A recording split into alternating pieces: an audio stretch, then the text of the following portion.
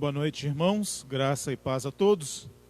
Iniciamos mais um culto de adoração ao nosso Deus. Convido você a abrir a sua Bíblia no primeiro livro de João, ou primeira epístola de João, capítulo 1. Primeira epístola de João, capítulo 1.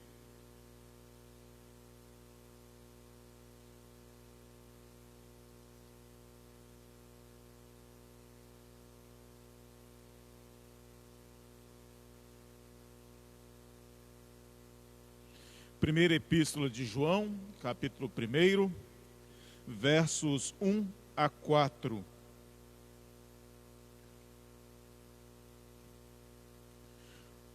Nos diz a palavra do Senhor: o que desde o princípio, o que temos ouvido, o que temos visto e com os nossos próprios olhos, o que contemplamos e as nossas mãos apalparam com respeito ao verbo da vida, e a vida se manifestou, e nós a temos visto e dela damos testemunho e vô-la anunciamos. A vida eterna, a qual estava com o Pai e nos foi manifestada. O que temos visto e ouvido e anunciamos também a vós outros, para que vós, igualmente, mantenhais comunhão conosco. Ora, a nossa comunhão é com o Pai e com o seu Filho Jesus Cristo. Essas coisas, pois, vos escrevemos para que a nossa alegria seja completa.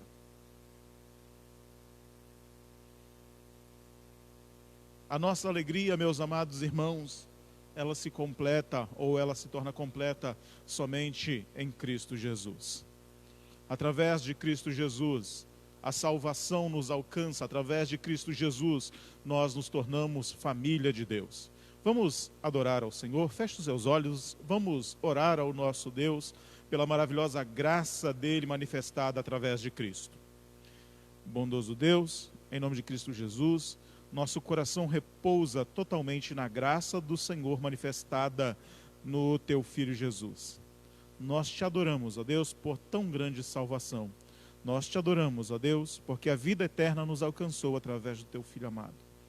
Nós adoramos o teu santo e glorioso nome também, ó Deus, pela oportunidade de, como teu povo, nos reunirmos em torno da tua palavra. Ser adorado, ó Deus, em nome de Cristo Jesus. Amém. Vamos adorar ao Senhor cantando o hino de número 38. Hino de número 38 do Inário Novo Cântico.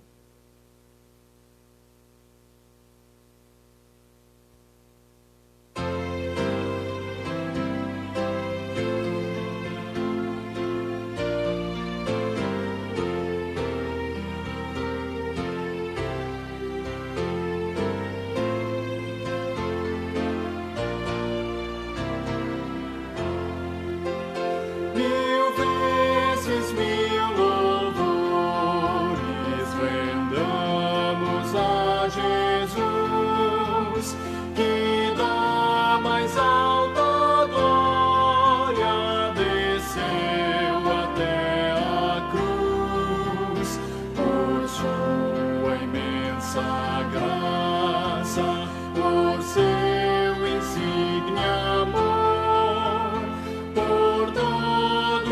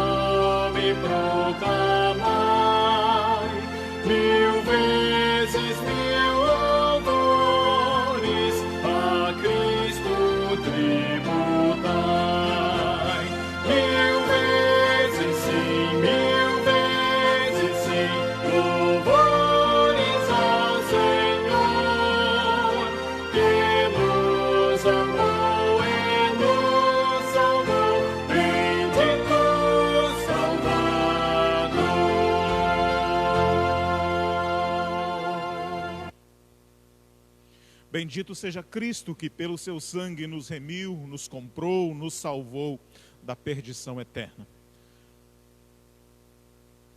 Abramos novamente nossas Bíblias na primeira epístola de João, desta vez no capítulo 3.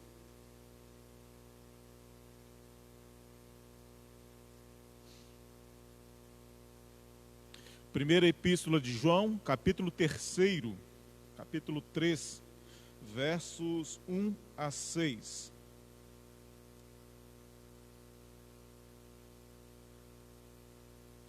Vede que grande amor nos tem concedido o Pai, a ponto de sermos chamados filhos de Deus. E, de fato, somos filhos de Deus. Por essa razão, o mundo não nos conhece, porquanto não o conheceu a Ele mesmo. Amados, agora somos filhos de Deus e ainda não se manifestou o que haveremos de ser. Sabemos que, quando Ele se manifestar, seremos semelhantes a Ele, porque haveremos de vê-lo como Ele é. E assim mesmo se purifica todo o que nele tem essa esperança, assim como Ele é puro. Todo aquele que pratica o pecado também transgride a lei, porque o pecado é a transgressão da lei. Sabeis também que Ele se manifestou para tirar os pecados, e nele não existe pecado. Todo aquele que permanece nele não vive pecando. Todo aquele que vive pecando não o viu nem o conheceu. Vede com que grande amor nos tem concedido o Pai, a ponto de sermos chamados filhos de Deus. E de fato somos filhos de Deus, e por essa razão o mundo não nos conhece, pois não conheceu a Ele mesmo. Cristo Jesus se manifestou para nos libertar dos nossos pecados. É isso que João está nos dizendo. E nós vamos, neste momento, adorar ao Senhor pelo perdão dos nossos pecados. Nós te adoramos, ó Deus, pelo perdão dos pecados em Cristo Jesus. Nós somos filhos do Senhor através da morte e ressurreição do teu Filho amado, do unigênito Cristo Jesus. E através desta obra salvífica, nós fomos adotados por teu Filho Jesus. Nós te adoramos, ó Deus, porque em Cristo nós fomos perdoados. Nós te adoramos, ó Deus, porque em Cristo nós fomos adotados e hoje somos família do Senhor. Obrigado pelo perdão, ó Deus. Em Cristo Jesus também oramos. Amém. Adoremos ao Senhor dessa vez, cantando o hino de número 336. Hino 336.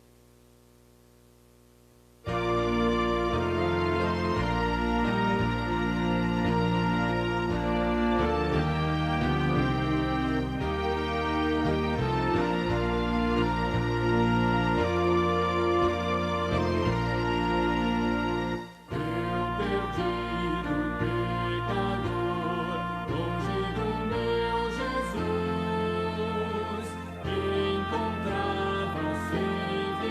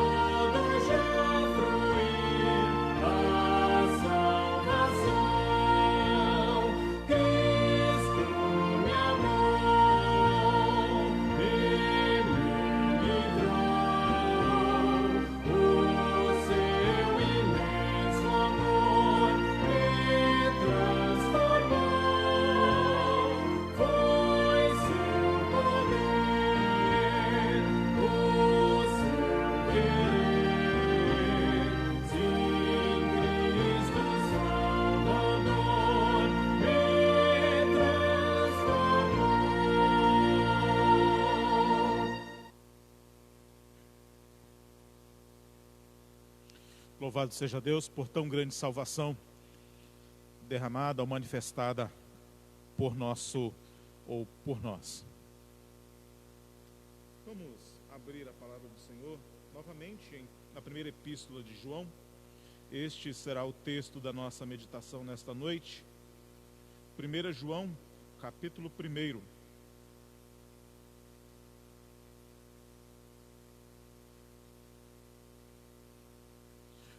João, capítulo 1, verso 8, até ao verso de número 2 do capítulo 2.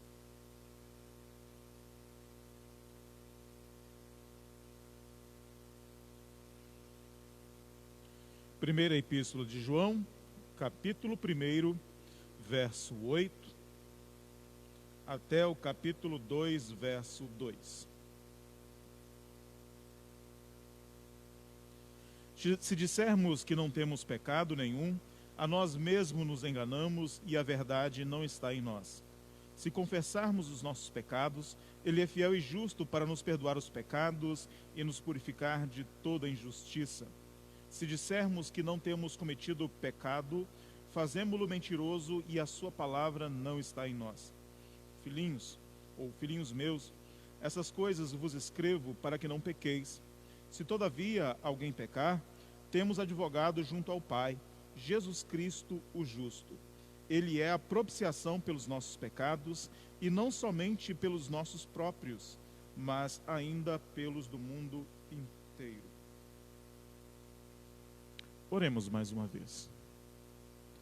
Deus Santo, estamos diante da Tua santa presença, e neste momento nossos corações estão sedentos por ouvir a Tua voz.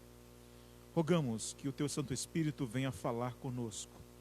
Rogamos, ó Deus, que cada pessoa que ouvir a Tua palavra nesta noite possa ser saciado.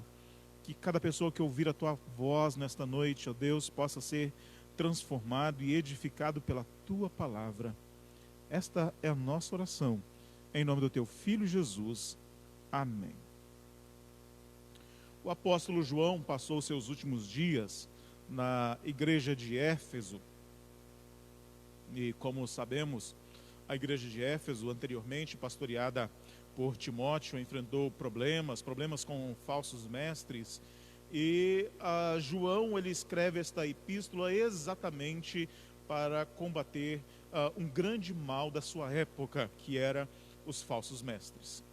Especialmente aqui nesta epístola, nós vemos a atuação do apóstolo combatendo um mal chamado gnosticismo. E o que pregava o gnosticismo? A carne é boa e o espírito é mau.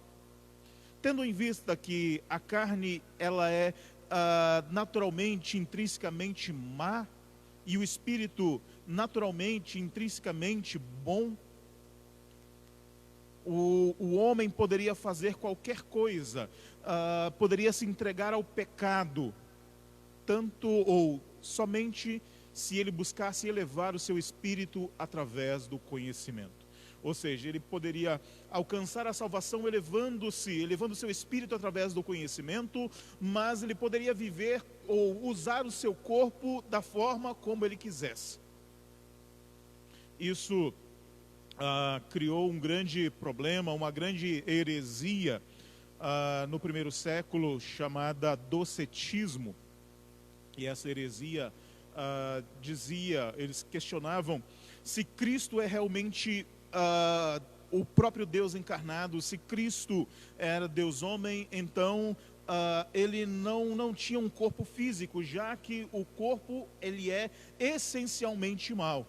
Então Cristo ele era um fantasma, ele tinha apenas aparência de humano. Houve um outro homem nesta época chamado Cerinto, que ele foi além. Ele dizia que Jesus e Cristo eram distintos. Ou seja, Jesus era um homem comum, que no momento do seu batismo, o Cristo desceu, e no momento, pouco antes da sua morte, Cristo o deixou, Cristo o abandonou. Esta heresia, ou estas heresias do primeiro século, relativizavam o poder do pecado, ou relativizavam o valor do pecado. Não tem problema, você pode viver do jeito que você quiser, tanto, ou contanto que você busque o conhecimento, portanto, ou contanto que você busque uma elevação espiritual, você pode fazer o que você quiser. Não muito diferente dos nossos dias. Não muito diferente dos nossos dias, quando as pessoas buscam o pecado muito mais do que a Deus. Não diferente dos nossos dias, quando as pessoas se afundam no pecado, mas vão à igreja e aliviam as suas consciências, ou vão à igreja com a finalidade de aliviar as suas consciências. Ajudam o próximo com a finalidade de aplacar a sua consciência. Às vezes até mesmo leem a Bíblia para se sentirem melhores com Deus. O pecado é algo que Deus abomina. O pecado é abominável aos olhos do Senhor. Através do profeta Isaías, Deus diz que existe uma separação entre nós e o nosso Deus por causa do pecado. O pecado constitui-se um enorme abismo entre Deus e o seu povo. Tanto é que Deus ele não pode relacionar-se com o pecado. João escreve esta epístola para combater o mal do gnosticismo e as suas consequências. O povo estava relativizando o pecado. Em outras palavras, podemos dizer que nesta epístola, João está dizendo, é assim que vocês se devem relacionar com o pecado. E nossa mensagem nesta noite tem por título o relacionamento de Deus, ou o relacionamento do cristão com o pecado. De que forma o cristão ele deve relacionar-se com o pecado? Este texto, esta perícope que lemos nesta noite, tem algumas maneiras pelas quais João ele diz para os crentes, não apenas os crentes de sua época, mas também para nós hoje, de que maneira nós, crentes, devemos nos relacionar com o pecado. A primeira delas, reconhecendo-se como pecador. Reconhecendo-se como pecador. Capítulo 1, versos 8 a 10. Se dissermos que não temos pecado nenhum, a nós mesmos nos enganamos e a verdade não está em nós. Se confessarmos os nossos pecados, Ele é fiel e justo para nos perdoar os pecados e nos purificar de toda injustiça. Se dissermos que não temos cometido pecado, fazemo-lo mentiroso e a sua palavra não está em nós. O médico, ele pode diagnosticar a doença, mas ele não pode obrigar o doente a prosseguir o tratamento. O médico ele não pode obrigar o paciente a aceitar a sua doença e nem prosseguir com o tratamento. E aliás, se o doente ele não aceita que ele está doente, se ele não aceita a sua doença, significa que ele não vai fazer o tratamento. E quando João aqui nos diz, meus amados irmãos, que nós crentes devemos aceitar que somos pecadores, ele não está dizendo que eu sou pecador e, portanto, eu vou me afundar no pecado. Não, pelo contrário. João está dizendo que nós, como crentes, devemos aceitar que somos pecadores para iniciar a nossa luta contra o pecado. Há pessoas que muitas vezes se chama de complexo de Gabriela, eu nasci assim, eu cresci assim, eu vou morrer assim. E de fato há na igreja pessoas assim. E de fato há pessoas que reconhecem que são pecadoras, mas dizem, eu nunca vou conseguir vencer o pecado, portanto eu vou continuar pecando, eu vou continuar me afundando no pecado, porque não tem jeito. Eu sou pecador, eu nasci assim, eu cresci assim e vou morrer desse jeito. Sim, Há pessoas que pensam dessa maneira, pessoas dentro da igreja que pensam dessa forma. E há do outro lado pessoas que se dizem absolutamente santas, há pessoas que estão na igreja e que não olham para si, não se reconhecem como pecadores. E tudo o que elas acham que precisam é de si mesmas, é da sua própria virtude, é das suas próprias obras, que ela depende tão somente da sua mão. Pelágio e tantos outros teólogos ou pensadores heréticos no decorrer da história afirmaram que o homem ele nasce bom, o homem é essencialmente bom. E ele é corrompido pelo meio, ele é corrompido pela sociedade. E a redenção, ela parte de si mesma, a redenção, ela parte de boas obras. Essas grandes heresias, esses pensadores do passado, e não nos enganemos, há pessoas que pensam dessa forma ainda hoje, que dizem que o homem ele é essencialmente bom. E muitos deles anulam até mesmo a necessidade da graça de Deus. Se o homem fosse bom, se houvesse ou se fosse capaz, se o homem fosse capaz de redimir a si mesmo, Deus não precisaria ter enviado o seu Filho Jesus. Maria, a mãe do Redentor, em seu cântico, ela declara: minha alma engrandece ao Senhor e o meu espírito se alegrou em Deus, o meu Salvador. Maria, a mãe de Cristo Jesus, a mãe do Redentor. Paulo, ele dizia: eu sou o principal dos pecadores. Cristo morreu por todos os pecadores, ou Cristo morreu pelos pecadores, dos quais eu sou o principal. Maria, Paulo, grandes homens ou grandes pessoas da história afirmaram: eu preciso da graça de Deus para a minha salvação. Portanto, meu amado irmão, você como crente, o seu primeiro passo é reconhecer que você é um pecador. Se nós dissermos que não temos pecado, nós estamos mentindo. A palavra de Deus nos diz que todos pecaram e carecem da glória de Deus. Eu pequei, você pecou, todos nós pecamos. E aliás, nós não pecamos ou nós não somos pecadores porque pecamos.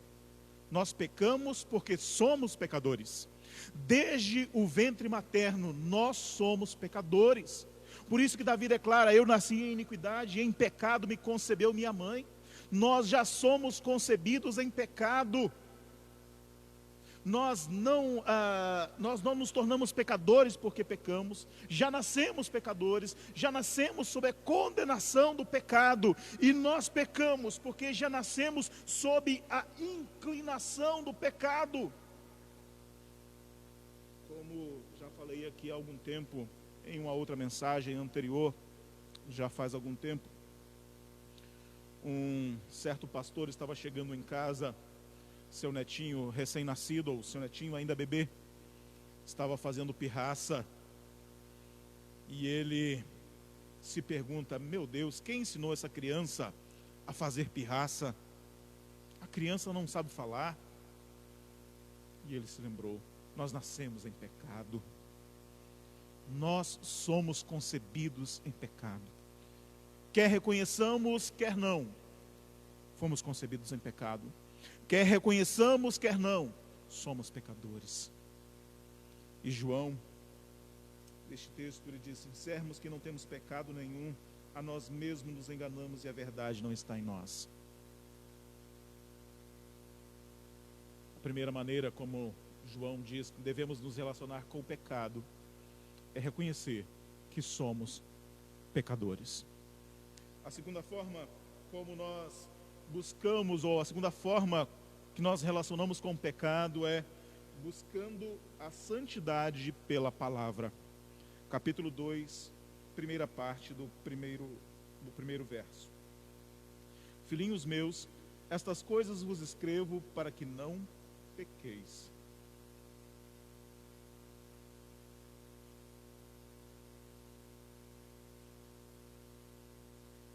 Somos concebidos pelo pecado, sim, ou somos concebidos em pecado, de fato. Somos inclinados pelo pecado desde criança. Desde a concepção, somos inclinados para o pecado. Poderíamos dizer, não tem jeito. Poderíamos dizer, eu nasci assim, cresci assim, vou morrer assim. Poderíamos. Nós não podemos nos esquecer, meus amados irmãos, não podemos excluir o fator da graça de Deus. Agostinho, ele divide a história do homem em três aspectos.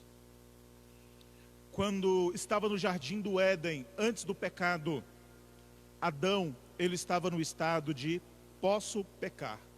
Adão, ele foi criado perfeito, sem pecado algum, sem inclinação para o pecado.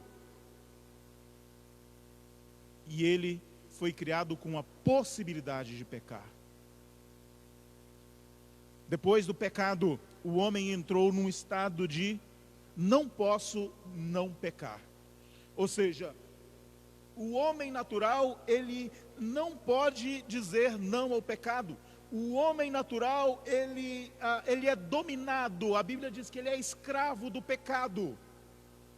Mas a partir do momento em que o homem aceita a Cristo Jesus como seu Senhor e Salvador, ele entra num estado de posso não pecar. Apesar de ainda inclinados para o pecado, nós já não somos mais escravos, nós já não servimos mais o pecado como escravos, o pecado já não é mais o Senhor de nossa vida.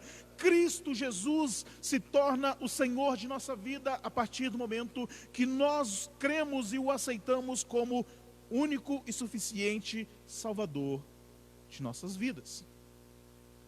É isso que Agostinho dizia, e de fato é assim, meus irmãos, e de fato é isso que a palavra de Deus nos diz. Adão foi criado perfeito, sem inclinação para o pecado, mas com a possibilidade de pecar. Nós, quando estávamos sem Cristo, nós éramos escravos do pecado. Nós éramos escravos do pecado. Não podíamos dizer não ao pecado, mas a partir de Cristo Jesus, quando Cristo Jesus morreu por nós, nos libertou, a partir dele já não somos mais escravos do pecado. Hoje nós podemos dizer não, nós estamos no estado de posso não pecar. E ainda um quarto estágio, quando Cristo voltar, Agostinho ele diz que estaremos num estágio não posso pecar. Ou seja, depois que Cristo voltar, nós seremos transformados, seremos semelhantes a Ele. Então, ainda que quiséssemos pecar,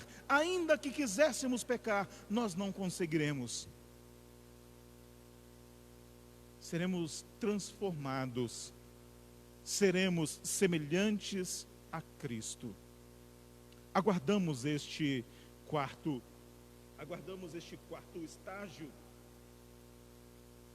Mas até lá, até a segunda vinda de Cristo, a nossa vida é uma luta diária. A nossa vida é uma luta minuto a minuto, segundo a segundo, contra o pecado. Por quê? Porque queremos pecar. Porque o nosso coração é inclinado para o pecado.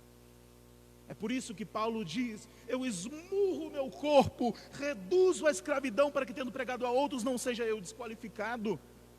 Se resistir ao pecado fosse algo fácil, Paulo não diria: eu esmurro o meu corpo.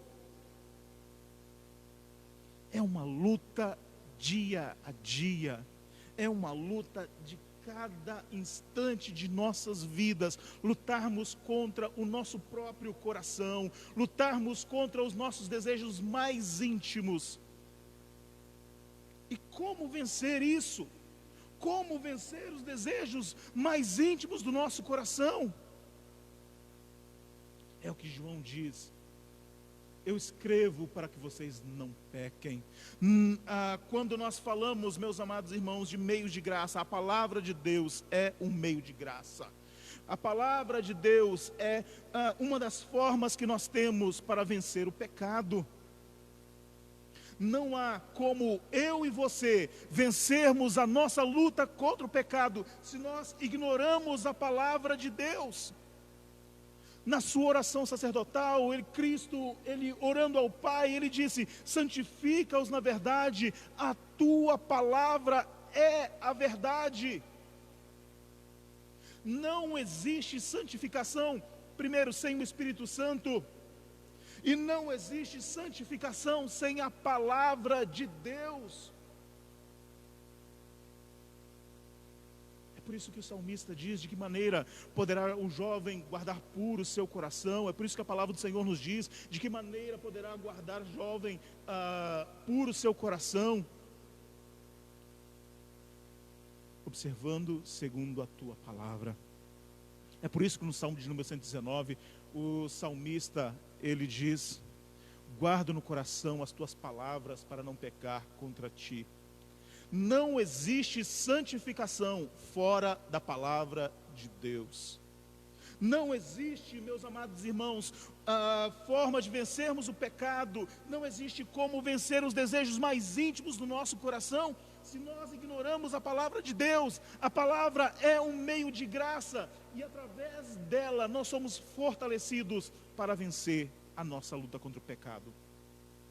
Alguém já disse: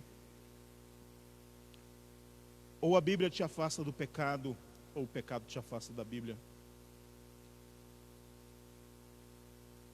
Um dos maiores trabalhos do diabo é nos afastar da palavra de Deus. É a palavra, meus amados irmãos, que nos fortalece. É a palavra que nos santifica. É a palavra que nos capacita a vencer os desejos mais íntimos do nosso coração.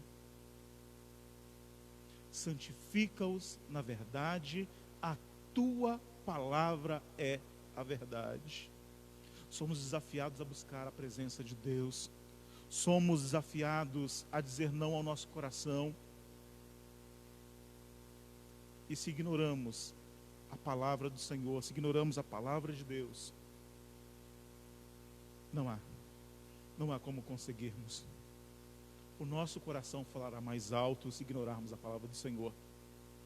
No decorrer da história, a história nos mostra que uma das maiores, se não a maior luta do diabo foi tirar a Bíblia do meio do povo. Tirar a Bíblia do meio do povo. O que foi a reforma protestante? Foi a criação de novas igrejas? Não. A reforma protestante foi um retorno à palavra de Deus. Somente as Escrituras como autoridade na vida do crente. As Escrituras como autoridade máxima na vida do crente. A Bíblia é a grande autoridade na sua vida? Somos desafiados a pensar sobre isso.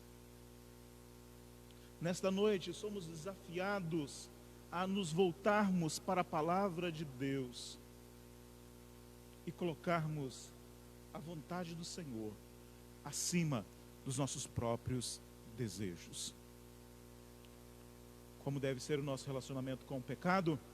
Primeiro, reconhecendo que somos pecadores. Como deve ser o nosso relacionamento com o pecado? Buscando a santidade pela palavra. Se ignoramos a palavra de Deus, se ignoramos a Bíblia, se a Bíblia é tão somente um enfeite em nossa estante, Se a Bíblia é apenas um adereço em nossa casa e não a nossa regra de fé e prática, nós não conseguiremos vencer o pecado. Terceiro, o nosso relacionamento com o pecado deve ser descansando na obra de Cristo. Capítulo 2, verso 1, parte B, e também o verso de número 2. Ele diz: se todavia alguém pecar, temos advogado junto ao Pai, Jesus Cristo, o justo. Ele é a propiciação pelos nossos pecados, e não somente pelos nossos próprios, mas ainda pelos do mundo inteiro. Vamos por partes. Ele diz que se nós pecarmos, temos advogado junto ao Pai, Jesus Cristo, o justo.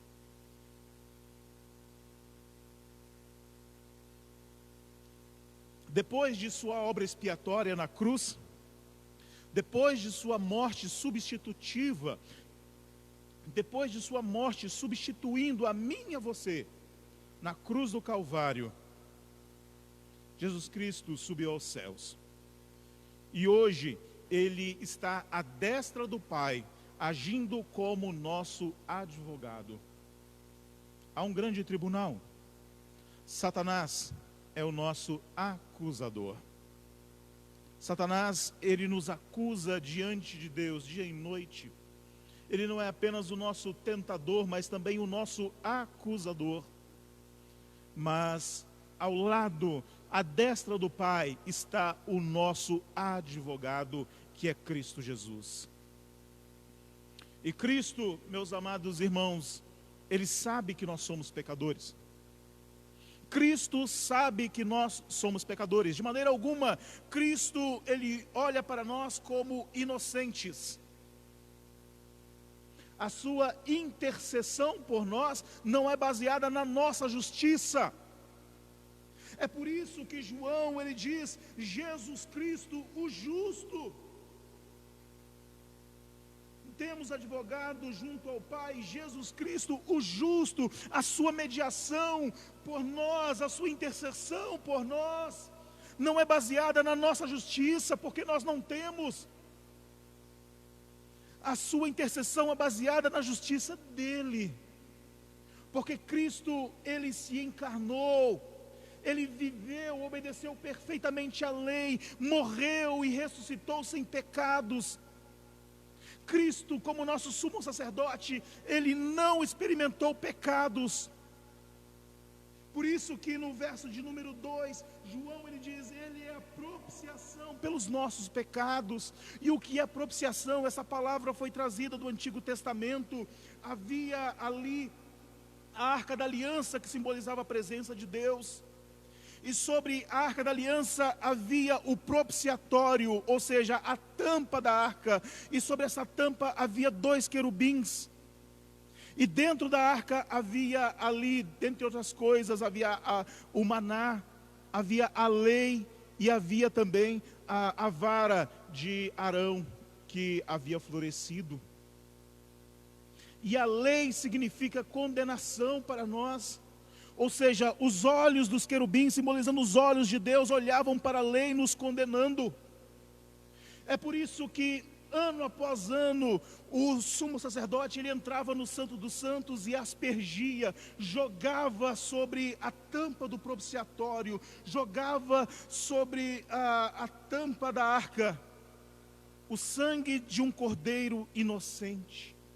É por isso que o autor da Epístola aos Hebreus, ele diz que Cristo, ele entrou de uma vez por todas, não com sangue alheio, mas ele entrou com o seu próprio sangue no Santo dos Santos. Ele aspergiu o seu sangue, este sim, o verdadeiro sacrifício pelos nossos pecados. Cristo cumpriu as exigências da lei para a nossa salvação. Cristo Jesus cumpriu perfeitamente a lei em nosso lugar. É por isso, meus amados irmãos, que ali simbolizado pelo propiciatório, ou seja, a tampa da arca, os olhos dos querubins simbolizando os olhos de Deus, olhando para a lei que condena o pecador, e entre a lei e os olhos de Deus existe o sangue de Cristo derramado em nosso lugar. É por isso que os olhos de Deus, o justo juiz, antes de olhar a lei que nos condena, ele olha e vê o sangue de Jesus derramado em nosso lugar. Não é baseado na minha ou na sua justiça, é baseada inteiramente na graça de Deus.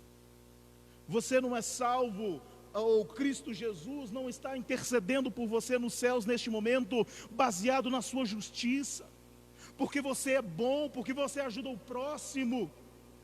Não é porque você pratica boas obras, não é porque você guarda a lei, não é baseada em absolutamente nada do que você fez, que Cristo, ou os argumentos de Cristo neste momento diante do Pai, não constam nada, absolutamente nada daquilo que você fez. Pelo contrário, as nossas obras são o argumento de Satanás para a nossa condenação. É Satanás quem utiliza as nossas obras diante do Pai, pedindo a nossa condenação. E ele venceria, nós seríamos condenados, lançados no inferno, por nossas próprias obras. Nós merecemos. Mas é o sangue de Cristo que nos purifica de todo pecado. É por isso, meus amados irmãos, é por isso que hoje nós podemos dizer: eu sou salvo. Você é prepotente? Não, não sou prepotente. Como Paulo, todos nós poderíamos dizer: eu sou o pior de todos os pecadores, eu sou o principal de todos os pecadores. Todos nós poderíamos dizer isso. Mas Cristo morreu por nós. Cristo assumiu o nosso pecado, Cristo assumiu a nossa culpa, Cristo assumiu a nossa condenação eterna e derramou o seu sangue inocente. Portanto, quando o Pai, o juiz, o justo juiz, ele olha para nós, antes de ver a lei que nos condena, ele vê o sangue inocente de Cristo Jesus derramado em nosso lugar. É por isso que nós, cristãos reformados, não cremos que somos salvos pela lei. Nós devemos obedecer a lei, devemos obedecer a palavra de Deus, não como forma de ordenanças, não para sermos salvos. Cristo disse: se nós o amamos, nós guardamos os seus mandamentos. Hoje nós guardamos a palavra de Deus, nós guardamos os mandamentos do Senhor, não para sermos salvos, mas porque amamos a Cristo, porque já fomos salvos pelo sacrifício de Cristo na cruz.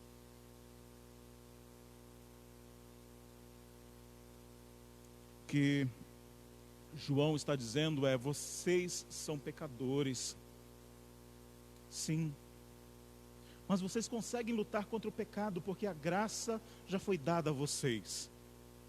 Usem a palavra para não pecar. Mas se por acaso vocês não conseguirem resistir ao pecado, nós temos um advogado junto ao Pai, que é Cristo, o justo. Baseado em seus méritos, baseado em sua obra, Cristo intercede por nós. Reconheça que você é pecador. Sim, todos nós somos pecadores. Não há um justo sequer, nos diz a palavra de Deus. Todos somos pecadores. Reconheça que você é pecador, busque a santificação pela palavra de Deus e descanse unicamente na obra de Cristo. Você não será justificado por guardar a lei, porque ninguém consegue guardar a lei. Nenhum de nós consegue guardar a lei. E Tiago nos diz que quem tropeça em um único ponto quebra toda a lei. Cristo cumpriu toda a lei por nós. Cristo Jesus cumpriu todas as exigências da lei por nós. É por isso que nós não descansamos na nossa obra. É por isso que nós não descansamos nas nossas ações. nós descansamos em Cristo. Se há um argumento no céu, citando as nossas boas obras, citando as nossas obras no geral, não é o argumento de Cristo, é o argumento de Satanás para a nossa condenação. O argumento nos céus para a nossa absolvição é o argumento de Cristo, porque Ele levou sobre si o peso dos nossos pecados, Ele levou sobre si a culpa dos nossos pecados. E hoje nós descansamos unicamente na obra de Cristo, nós descansamos unicamente no sacrifício de Cristo por nós. Que Deus te abençoe, que você possa reconhecer que é pecador. E isso não é motivo para viver pecando, é motivo para você buscar a palavra de Deus, para não pecar. E quando pecamos, devemos lembrar, Jesus Cristo justo, baseado em seus méritos, é o nosso advogado. Quando Satanás chega e aponta os nossos pecados, e de fato ele conhece cada um dos nossos pecados, ousaria dizer que Satanás nos conhece melhor do que a nós mesmos. No momento em que Satanás aponta cada um dos nossos pecados, Jesus, ele apresenta o seu sangue por nós, porque ele cumpriu a pena em nosso lugar, porque ele cumpriu, a nossa condenação foi lançada sobre ele. Que você possa descansar unicamente na graça do Senhor que está em Cristo. Vamos orar? Bondoso Deus, louvado seja o teu nome pela tua maravilhosa graça. Nós reconhecemos que somos pecadores. Reconhecemos, ó Deus, que longe da tua graça somos tão somente escravos do pecado. Mas a partir da graça do Senhor em Cristo Jesus, nós podemos dizer não ao pecado. Aguardamos o momento da segunda vinda do teu Filho, quando, ainda que quiséssemos pecar, nós não conseguiríamos.